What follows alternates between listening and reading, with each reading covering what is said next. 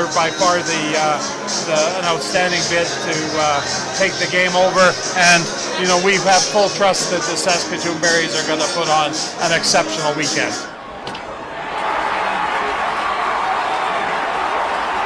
Welcome to episode 343 of Alberta Dugout Stories, the podcast. I'm Joe McFarland, and this is part 2 of our WCBL All-Star Game Extravaganza from Siemens Stadium in Okotoks.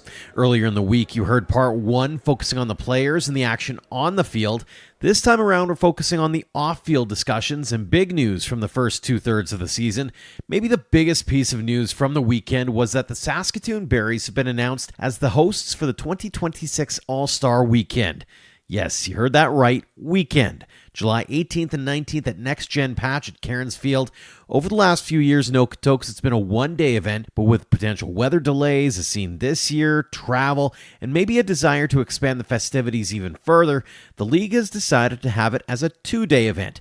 I'll get to some of my thoughts in a second, but first, let's hear from team president Steve Hildebrand and league president Kevin Kvame, who I asked right out of the gate what Saskatoon brought to the table that made them the right choice.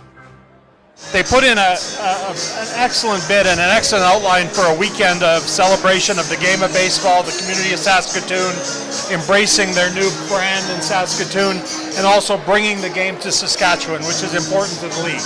We're based in Alberta and Saskatchewan, and we owe it to the fans of Saskatchewan also to showcase the league, and they were by far an outstanding bid to take the game over, and we have full trust that the Saskatoon Berries are going to put on an exceptional weekend. I don't want you to spill the beans or the berries, but give us a little bit of an idea. What did you put into that bid to say, hey, we can do this and we can ramp it up and berryize it? Yeah, I think of a lot of what you've seen in Saskatoon already with what we do, just to amp it up a little bit more. And our group does an unbelievable job. And, we have so many people that are involved that really bring the game day to life. And as Kevin said, this is an event that we want to bring everyone from Saskatchewan and Alberta to, but more importantly, make our city proud. And we know we're going to do that. I know you said that in the process, you and I are talking off air about how you've been reaching out to council members as an example, and some others be like gauging, kicking tires maybe. What's been the response as you've been telling fans, hey, and people around the community, hey, we're thinking about this? Now, I'm sure they're excited now, but I'm sure that they were excited even hearing about it. Yeah, absolutely. I know tourism's excited. The councilmen are excited. Council ladies are excited. The city's excited about it, and we're looking forward to, again, having an opportunity to host it, and I know we're going to do a great job. Absolutely. Well, congratulations again, Steve, to Saskatoon, as you'll be hosting the 2026 All-Star Weekend.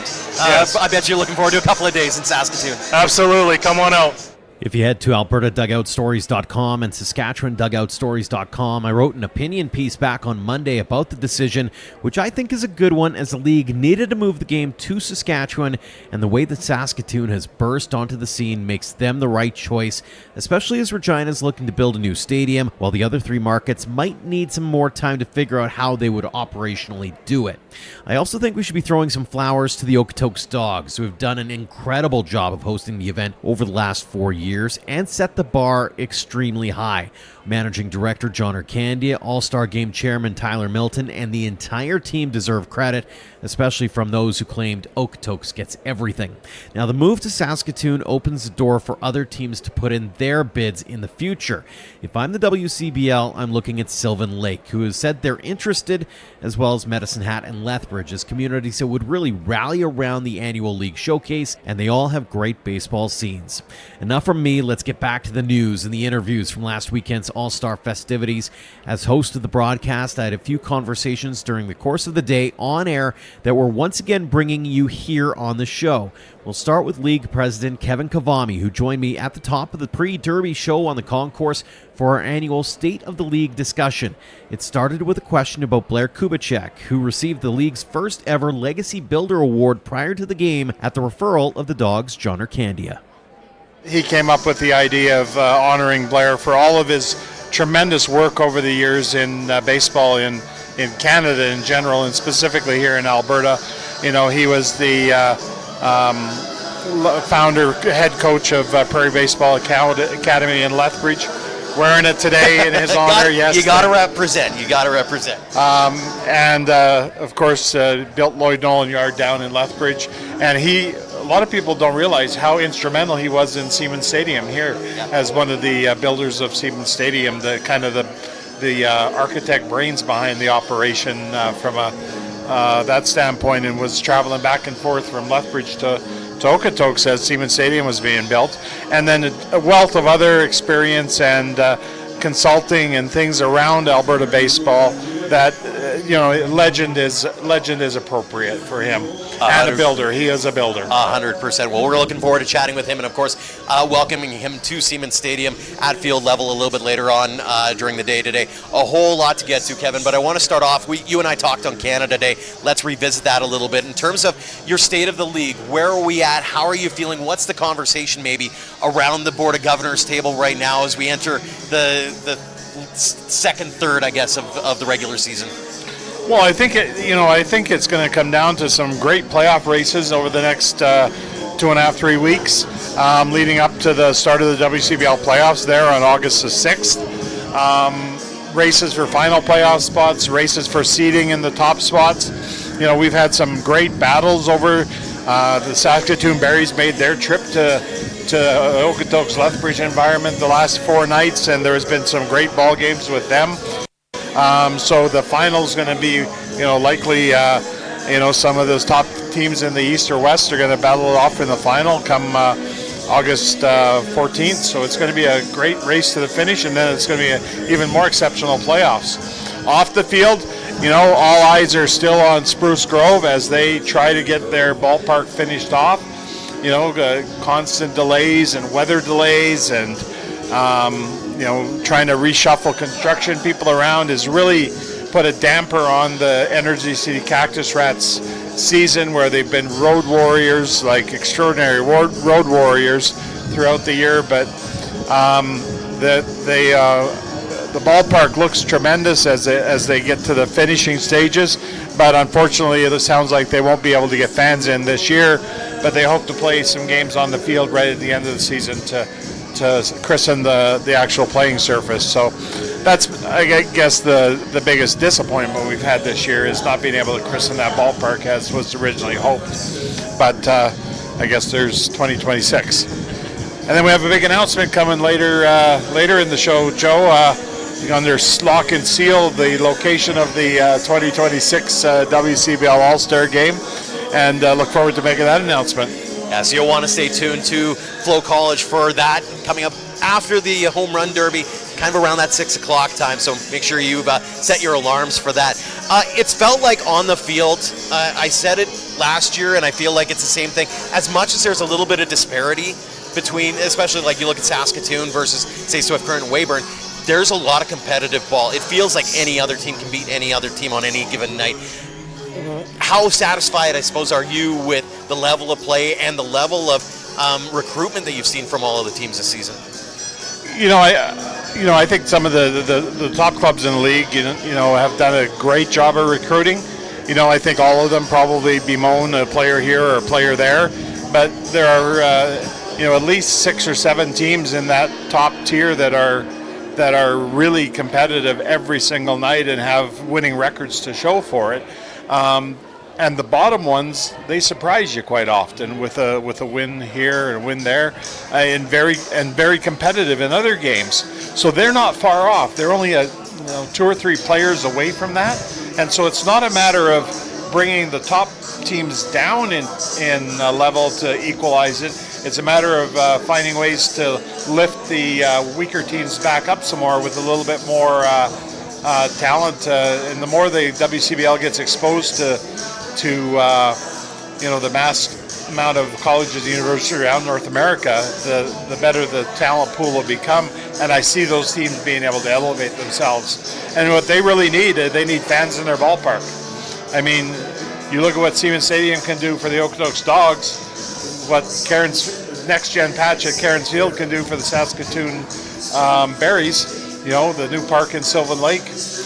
We've got several teams in that 900 to Siemens Stadium, obviously 4,000 range, they can afford some of the things that the teams that are averaging 1, 2, 3, 400 people can't do. So if we can get more fans from those communities out, they're going to see their team successful as well. Absolutely. Flipping the gears a little bit here. You and I, every year it feels like we talk expansion or something. It started a couple of years ago with the 16-team dream. Last year, you said we want to make sure all of the teams are still in a viable spot. We're toning things down. There's been a lot of communities that have been kicking tires, though. Has there been anything beyond tire kicking? Can you maybe give a community or two that maybe is kicking it a little bit harder maybe over last year or so? Well, there's a couple that are probably a little bit more serious than others because they are, trying to find land for a ballpark and things like that.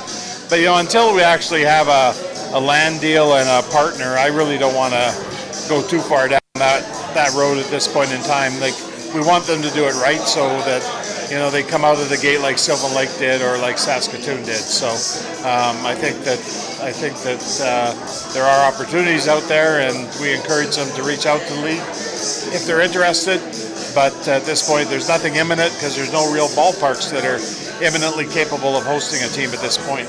Fair enough. Wink, wink, nudge, nudge, Airdrie.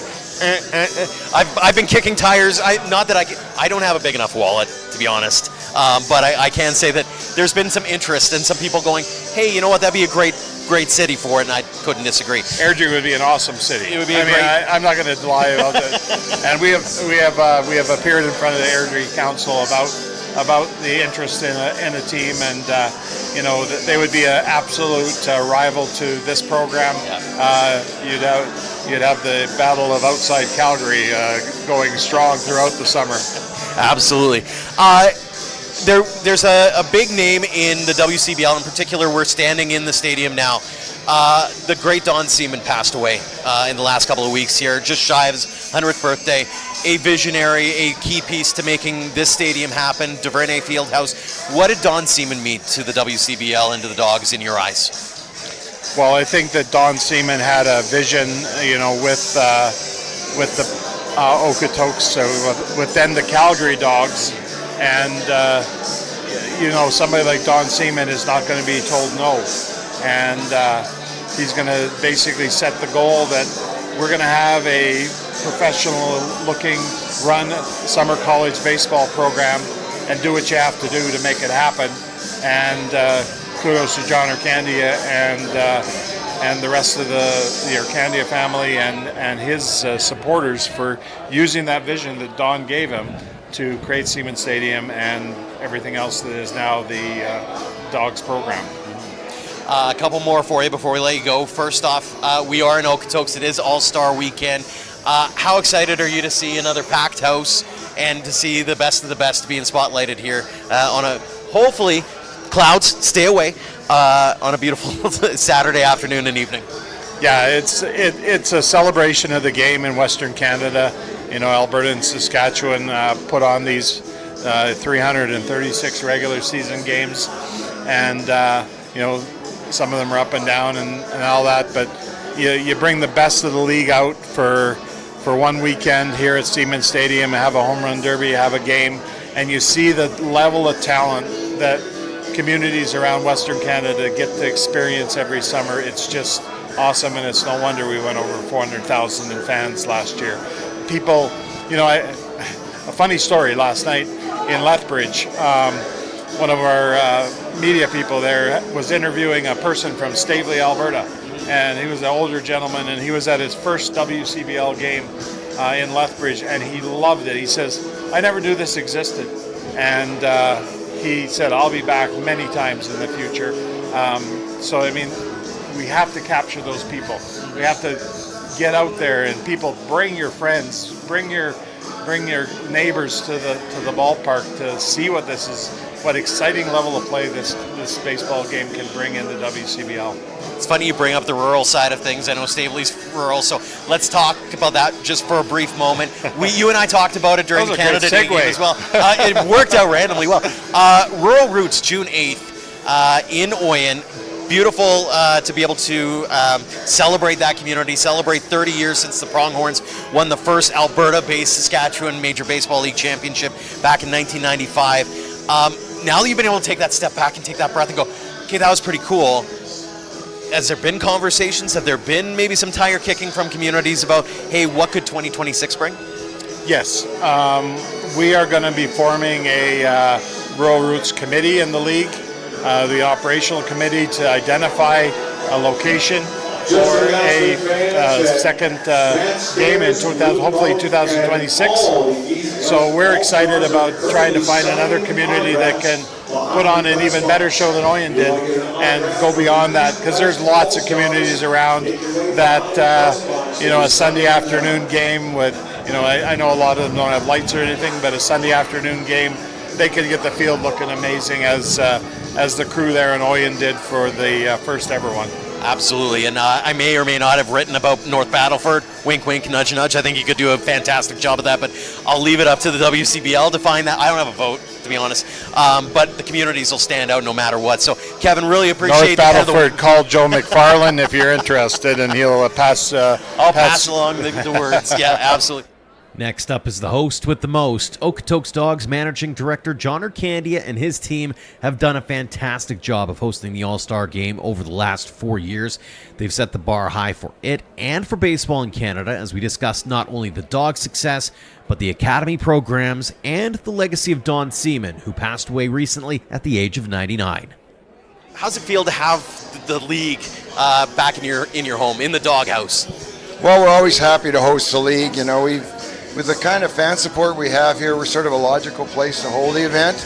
And we're proud to be sort of a flagship franchise in the WCBL and to see the growth of the WCBL. And we'll be happy next year, hopefully, to hand this event off to another team in one of the other divisions. So, no, all good. We're happy to have everybody here. It's crazy to me. I was doing a little bit of history, and 2006, you made this bold announcement saying, hey, we're going to be building this place in Okotoks. A year later, you opened up a brand new building to 2,000 plus fans. That was 20 years ago as of next year. If you could go back in time and meet 2006 John Ircandia and say, you're not going to believe what we built here, but here's what we built, and show him pictures, what do you think 2006 John Ircandia would say? Well, the first thing I'd say, and I say it now, is we just lost the man principally responsible for funding the building of the entire Seaman Stadium complex in Don Seaman. And frankly, the whole thing started when the Dawgs were still playing at Burns Stadium in Calgary, and Don sat there seeing the ridiculous abuse the Dawgs were taking from the other team playing out of that stadium. And he said, John, we've got to build the Dawgs a baseball stadium. And that began a process of some intense 8 months finding a location. Okotoks was the last ditch spot, and they really embraced the idea, so we came here. So when I look back, with a lot of love on Don Seaman and everything he did, and honestly through the process of hitting my head against the wall to get this stadium built, Don kept encouraging me, we've got to get this done, we've got to get this done.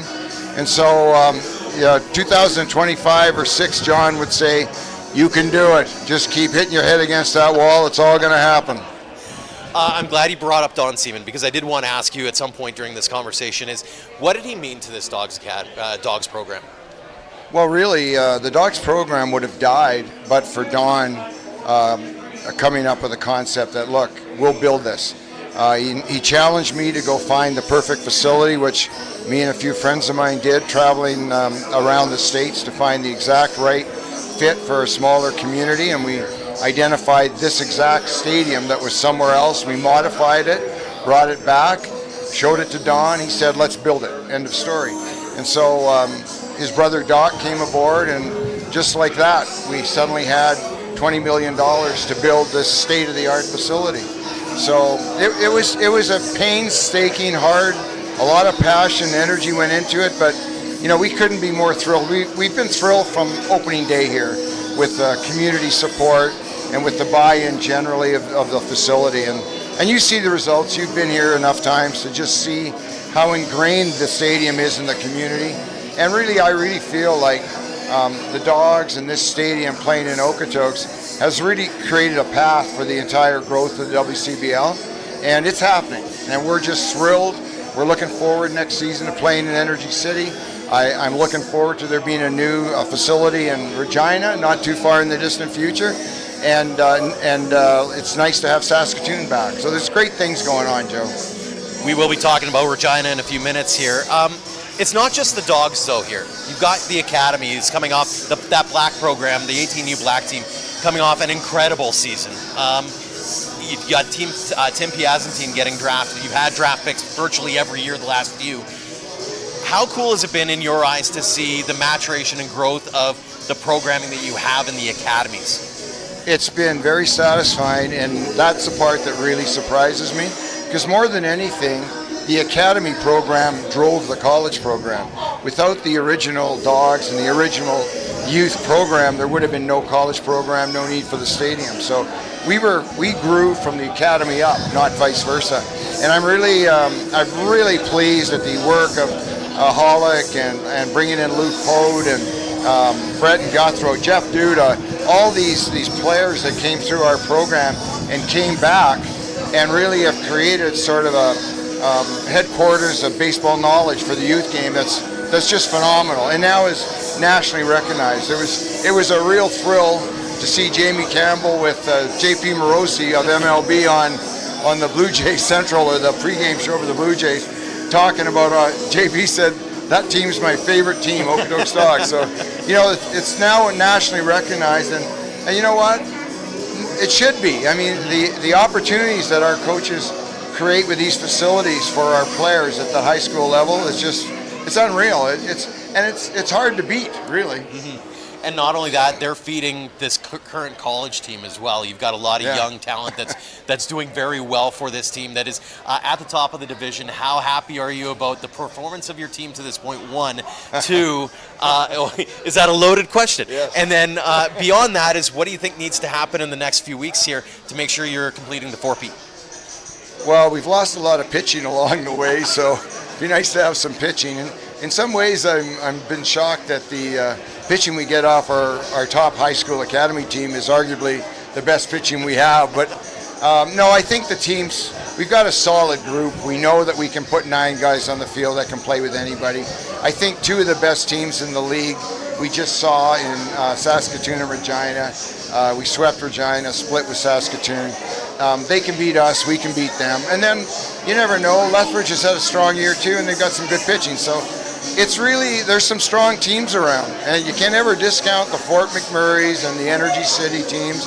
And a lot, we lost to Weyburn, we lost to Swift Current. So this is a topsy-turvy kind of league. And it's increasingly a challenge for all summer collegiate programs to maintain their best players, in particular pitchers. With the MLB Draft League, with all the other options, indie teams looking to sign players, and they just cherry pick the best of your league. So you have to be ready to adapt.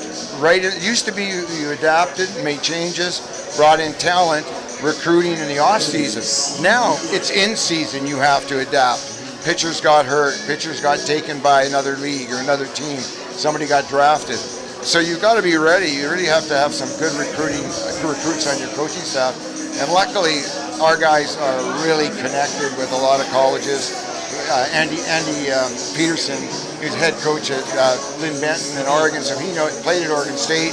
He's down there. He sees everybody in the Pacific Northwest, and and Lou and Mitch and Bellevue.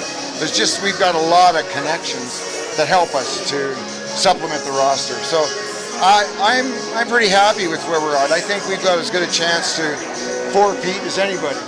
A team hoping to be in the mix for the All-Star Game sooner rather than later is the Regina Red Sox, who had some pretty big news over the last few weeks with the team's purchase by Queen City Sports and Entertainment, the organization that owns and operates the WHL's Regina Pats. It was my first opportunity to chat with Team Governor Al Simpson about the move, why he felt it was needed, and what's to come once the deal takes effect October 1st. Take us back to the beginning. How did this conversation all start between the Regina Red Sox and Queen City Sports and Entertainment? So first of all, probably the busiest guy in baseball in Regina, Joe.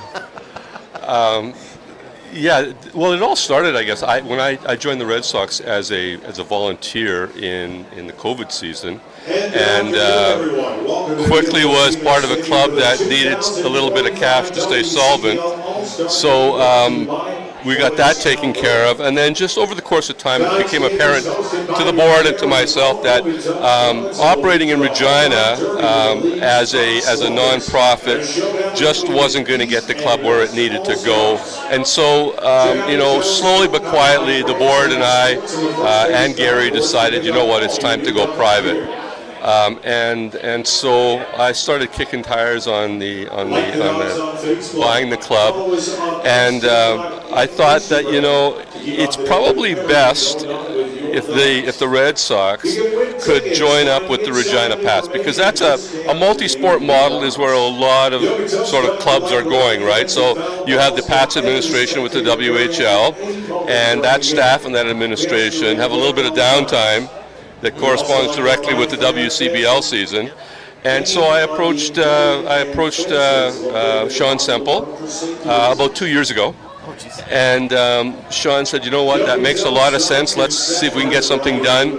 And then he called me back about a month later and he said, I'm too busy.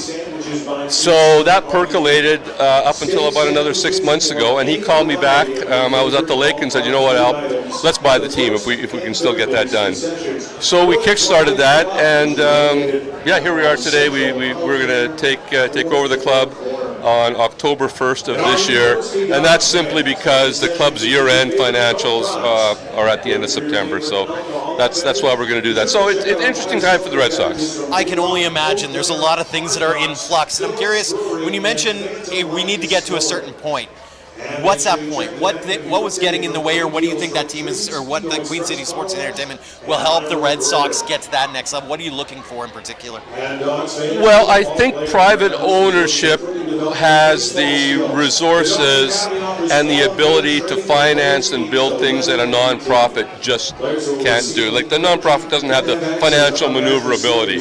And so it's no secret that I've been working on a stadium plan for quite some time. And Sean believes in a stadium plan and getting the club the resources that it needs, as do I.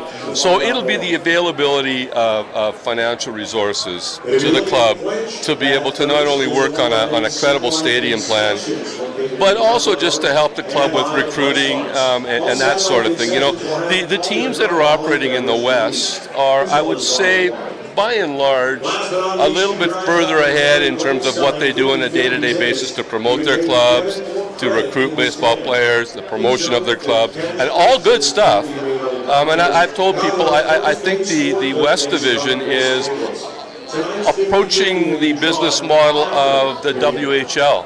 They're bigger budgets, et cetera, and so to compete, I think all the teams are going to have to catch up with that, which is good. It's better baseball for the fans. It's a better product. They're better venues.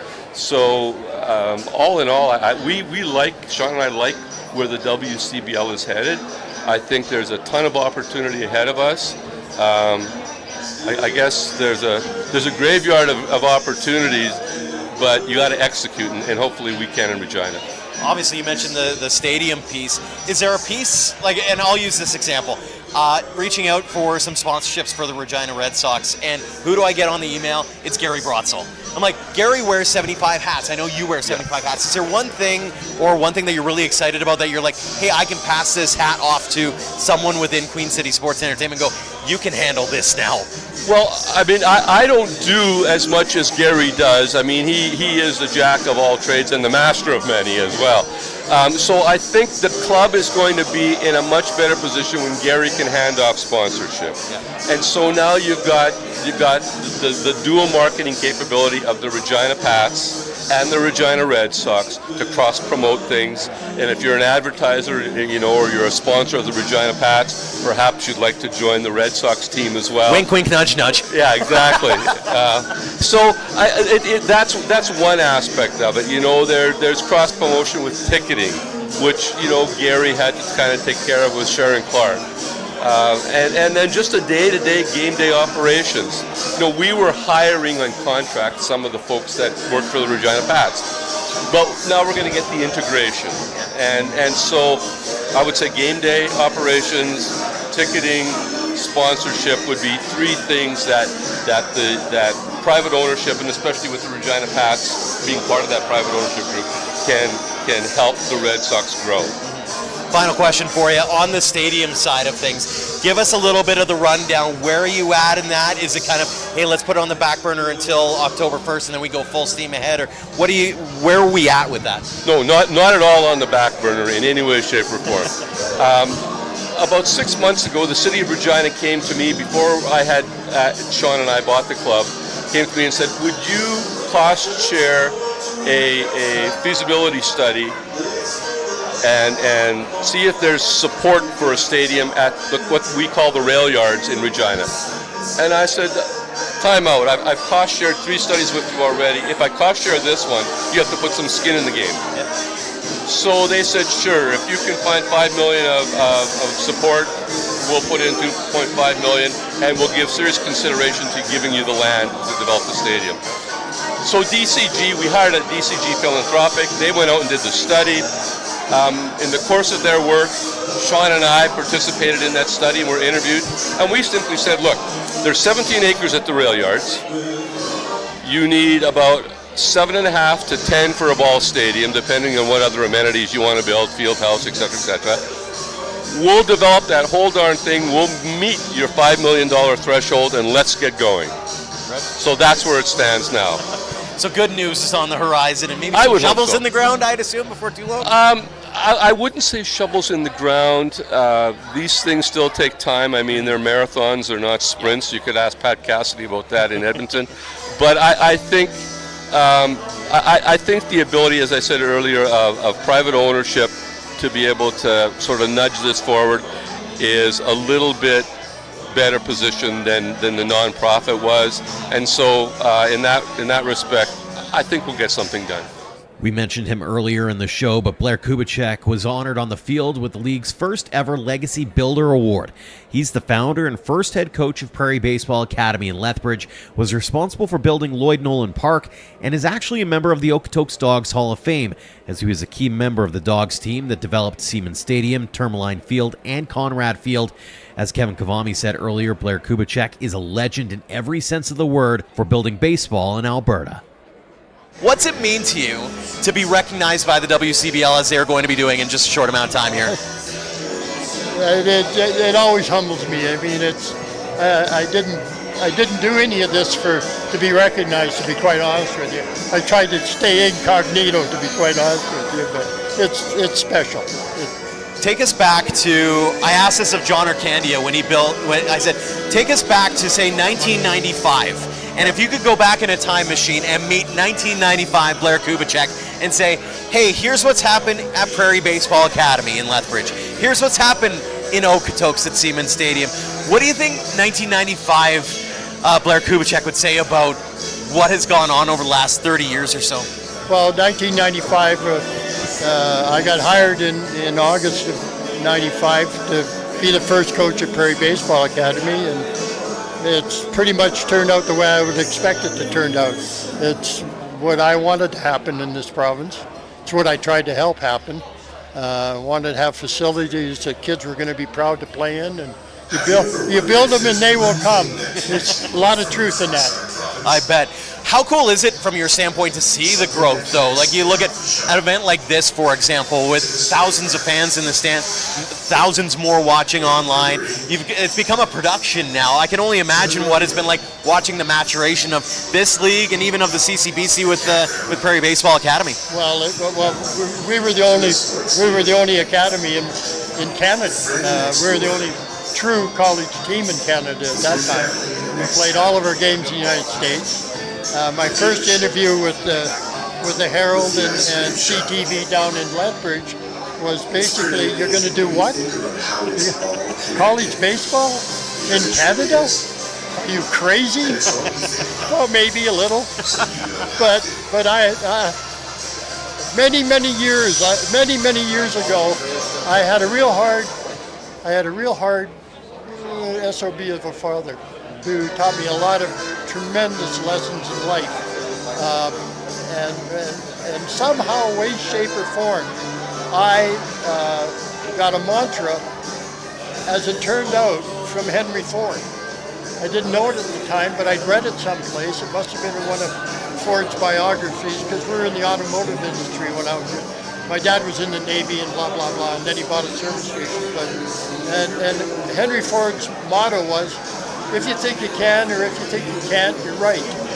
And I pretty much run the gamut on that one. You thought it could, and it did, right? But what was it about? I knew it could.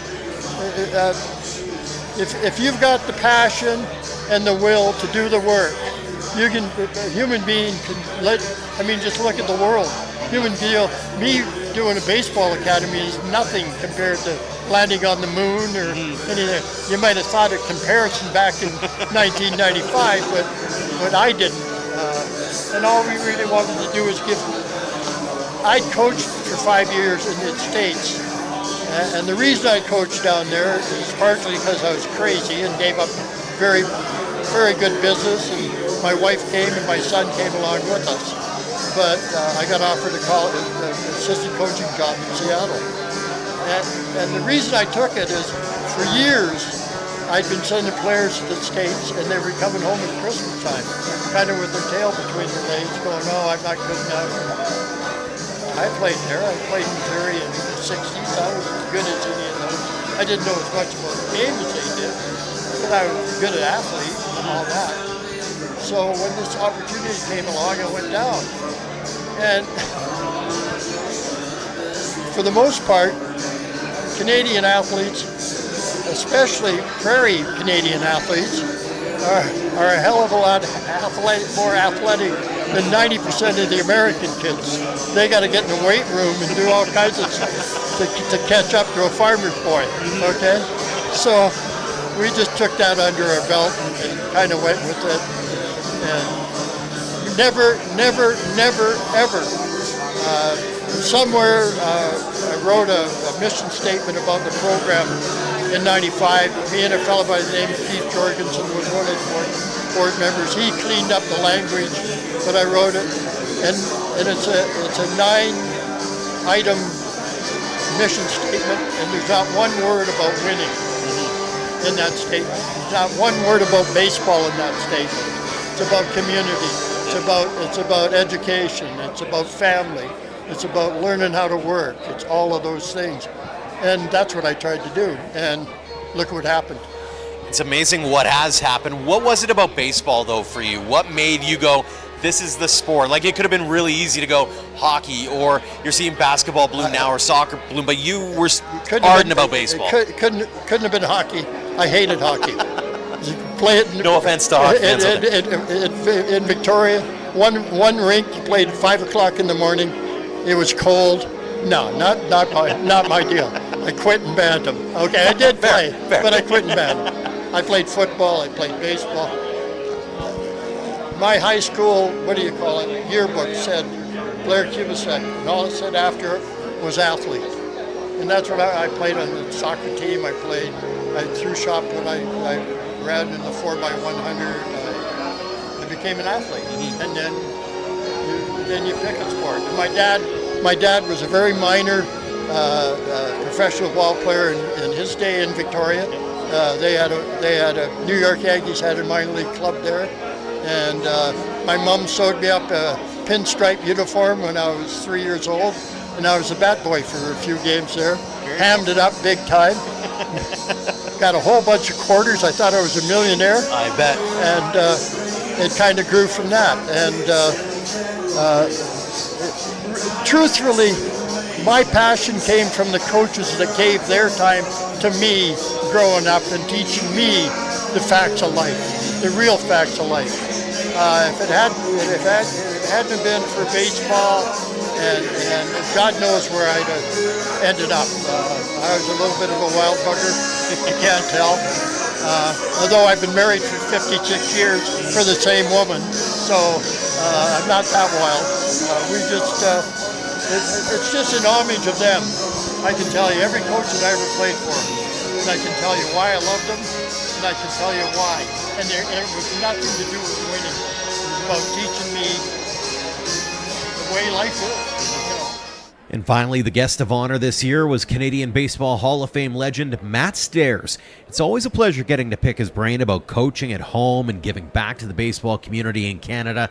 After being the guest of honor for the last few years at the All-Star Game, the Okotoks Dawgs brought the episode 297 guest in as an academy coach, which he says has been an absolute blast. What's been your main message, first off, to those who are maybe not familiar with the WCBL or not familiar with the fact that, hey, there's a baseball scene here in Western Canada? Well, there is. I think the biggest message is that it's kind of like a hidden gem right now. I mean, people are starting to learn more about the league and stuff, but just the amount of players that come out here are so talented. You know, I just sat in there for an hour, watched the guys take batting practice. So big and strong. You know, they want to learn. It's an opportunity to play more games. The pitching, the hitting, the defense, the running, it's so impressive, right? And it's so great for the Western Baseball League to get out here and see the talented players, and it's great for the players to come out here and get an extra 50, 60 games, get another 200, 250 at bats, and that's what makes it better ball players is getting a chance to play more. I could go a million different directions with you on that. For those who missed the podcast a while back for Alberta Dugout Stories, Matt and I had like a 30-minute conversation, and we probably talked for like 2 hours prior to. I want to get your thought on the mindset piece, because you mentioned they're hard workers, they're talented, they're willing to learn. How much of it is talent versus how much of it is attitude in your eyes to get to that next level? That's a very good question. I think attitude's a big thing. You have to have the right attitude. You know when you come out here, you're not going to be playing every single game. So it's one of those things where, you have to accept your role, what's going to happen. That's the biggest thing. And a lot of people ask me in my career, why did I do so well pinch hitting? I accepted my role. Talent takes you a long way. Bad attitude will finish your career pretty quick. So I think that's a big thing coming out here. Talent goes a long way, but becoming a good teammate, becoming a good person, and learning the game and understanding the game. But to me, I think the biggest thing is respect the game. It helps you out a lot as well. Part of the reason why I ask, and I always go back to my old line as a manager, is I'd rather have somebody with 80% talent and 100% attitude versus someone with 100% talent and 80% attitude, because I'm going to be able to teach that person versus, right? And so I think baseball's in that same vein. And so from your standpoint, are you seeing that switch? Are you seeing, especially from the Canadian players, that ability to go, hey, if I become a sponge at events like, say, Canadian Future Showcase or a WCBL All-Star Game, or just playing in the league in general, or an academy as you're working with these guys, hey, if I become a sponge and learn a few things, I can get to that next level? Oh, I think you're seeing it a lot. And that's one. It's funny you said that, because that's one of the main messages I say is become a student of the game. Understand the game, watch the game, learn from your teammates. Your best hitting coaches are your teammates. I can sit there and be selfish and worry about my at-bat, but if I study the game and become a student of what that left-hander got started off with from the right-hander, or vice versa, left-down, or whatever. But it's just, for me, it's very important, and I'm seeing that, and I'm seeing a lot of people ask questions about, what type of approach did I have when I played. That's one thing I preach. Being a student of the game, understanding the game, and not worry about so much about yourself. When you start worrying about your numbers, you're going to have hard numbers. You're going to have bad numbers. So, you're starting to see a lot more of it. The willing to learn, the asking the questions. That's the biggest thing. The guys that don't ask a lot of questions probably think they have it figured out. That'll bite them in the ass eventually. But having guys with the conversations, and this last almost year of being here in Okotoks, working with the Dawgs Academy has been a tremendous. Players have approached you. The key is, though, is they have to trust you, right? You can't go out and change their stance right away or change everything right away. Once you get that trust, then all of a sudden you get the little pointers and they run with it. What's this last year been like for you? I know that there's a lot of travel involved. I know you're still very heavily involved in the Baseball Canada scene and making sure you're able to give across coast to coast, but you've been able to kind of find a little home here. What's this been like being in Okotoks? Well, the experience is, it's hard to, how long do we have to talk? I think check my clock. You got 5 more minutes. It's just one of those things where I really look forward to when it's my time to come out to Okotoks. I love working back home with the Fredericton Minor Baseball Association. I'm the technical director. I have 850 kids. I love doing that as well, and I love coming out here because it's different a little bit. You have kids out here that are out here year round. 10 and a half months to a year. The talent level is higher, not disrespecting any other areas of baseball, but the coaching staff, the facility, coming to this ballpark every day when I'm out here, the 2 stadiums next to it, the indoor facility with the cages, the weight room. Oh wait, I don't use the weight room, but it's still nice. It's pretty. To me, it's an opportunity to where coming out here and just helping these young talented players want to get better. No different than working back home with those kids, but it's just when they get out here and have those talented players who are elite players, it's been a blast. And our coaching staff and our front office, Hollick's done an unbelievable job. John, the owner, has done an amazing job, and it just makes it very easy when I come out here to come out here and work my butt off. Makes it hard when I want to leave because I like to continue staying and working, but I look forward to getting home as well. What's it meant to you? I've asked this of you before, but there's a lot of people who may not have seen us chat. What's it mean to you to be able to give back to the baseball community like you've been able to do post-playing career? I mean, I'm very fortunate I have an opportunity to. I mean, people that know me, I'm just a happy-go-lucky guy. Everyone's like, oh, you give so much time. I coached hockey 20 years in high school. I teach baseball. I teach what I love to do. I love to hit. I love talking hitting. That's why I was late doing the autograph session. I was down in the cages talking hitting with people. It's just one of those things where I learn from other coaches. I try to teach stuff as well. But it's been awesome to come out and be able to really be able to come out here and be able to see Mitch on a regular basis and try to continue helping out as much as I can. The giggle machine is here. I'm going to get Mitch Schmidt on the show before too long. Trust me. Final question for you. We're here, Okotoks All-Star Game. You've been able to play with some of the biggest stars. You've been able to also talk to these guys as well. What's your main message to those young athletes out there who are looking at the college dream or looking at the pro dream, or maybe those academy kids just starting out? What one piece of advice that you'd love to impart upon them? Hitting's a tough game. Playing baseball is a tough game. I'll go as an offensive side of it because I don't deal with pitchers. To me, there's only one thing you can control when you step in the batter's box, and that's your approach. You can't control getting a hit. You can't control barreling the ball up. You can't control single, double, triple, home run, whatever it is. But if you continue working on your strengths and not swinging at the pitcher's pitches, it's a lot easier to hit. I always tell them hitting's very easy, but it's some hard getting hits. So short memory, pitch to pitch. I'll speak for a pitcher. You throw a bad pitch, so what is done, make the adjustment on the next pitch. Hitting, you make a bad out or an easy out, it's over with. Let's go to the next player. Let's go play defense to start with. Or in my case, I was a designated hitter or whatever. But you just have to have a short memory in this game. And remember, this game is very, very hard, and it will hum you very quick. That'll do it for this edition of the show. Thanks again to Steve Hildebrand, Kevin Kvame, John Ircandia, Al Simpson, Blair Kubicek, and Matt Stairs for joining us. A shout out again to all the players, coaches, fans, and more who stopped by to say hi, and thank Ian and I for our storytelling efforts. We truly appreciate all the support and wouldn't be anywhere without it. We'll be back with another episode of the show on Thursday. As always, a tip of the cap to our platinum supporters, the Okotoks Dawgs, Western Canadian Baseball League, and Under the Lights Sports and Entertainment for all they do for us and for the game in Alberta. For more on our tremendous teammates and what sponsorships do for us, head to albertadugoutstories.com/supporters. Until next time, thank you for all of your support online, on social, and on air of Alberta Dugout Stories.